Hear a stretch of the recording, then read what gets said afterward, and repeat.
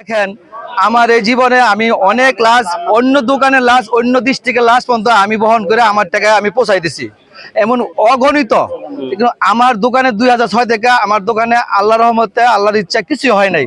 তবে কি এখন আমার দোকানে আল্লাহর হুকুম হয়ে গেছে। তবে কি যে লাশ এখন লাশ না, লাশ হয়েছে হয়ে গেছে, কঙ্কাল হতে ছাই হয়ে গেছে। এখন ওই দেশে যে ফ্রান্সিস যে লোকগুলা আছে ওনারা নিয়ে গেছে। এখন আমাদের হাতে কিছু নাই। বাংলাদেশের হাইকমিশন সাহেব গেছিল, আপনার সবাই মানে মিডিয়ার মাধ্যমে দেখছেন। আর এই ব্যাপারটা আমার মনে হয় এই বাংলাদেশে প্রথম এমন একটা ঘটনা মানে সারা বিশ্বে মানে সাউথ আফ্রিকা থেকে এবং বাংলাদেশ দুটো দেশের মিডিয়া এত ওটা উঠছে কিন্তু আমাদের দেশে জানি বড় মহলের যে লোকজন আছে, আপনার টিনু সাহেব আসছিল, চেয়ারম্যান সাহেব, তারপরে মানে শ্রমিক মন্ত্রণালয় থেকে লোক আসছে, এমপি সাহেব আসছে, জামাতি সাহেব লোক আসছে। তো আমি এটি বলতে চাইতেছি যে 10-এর লাঠি 1-এর বোঝা, যে আমি এটা বলতে চাই না যে 5,000 10,000 সেইটাই আর কি, যে যেমন পারে নাকি বড় বড় যে লোকের আছে তাদের মাধ্যমে। আর এখন এই লাস্টটা যে আমি চেষ্টা করতেছি যে আমরা 3টা ভাই ওই দেশে থাকি, আমরা চেষ্টা করতেছি আমাকে শক্তি আনমান কিভাবে লাশটা দেশে আনা যায়।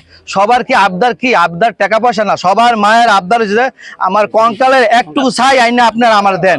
তবে কি আমরা চেষ্টা করতেছি, হ্যাঁ চেষ্টা আমাকে কোন ত্রুটি নাই। তো যদি আল্লাহ চায় তো হবে।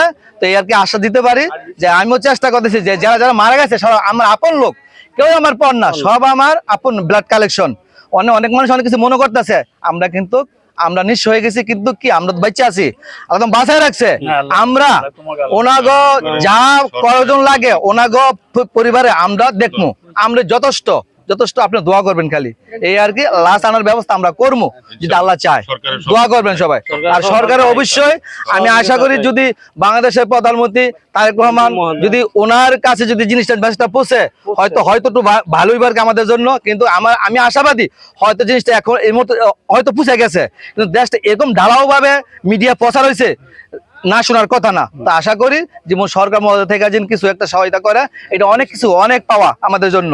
তো আশা করি বাংলাদেশ সরকার এটা আমাদের মা বাবার আবদার পূর্ণ করবো। আসসালামু আলাইকুম।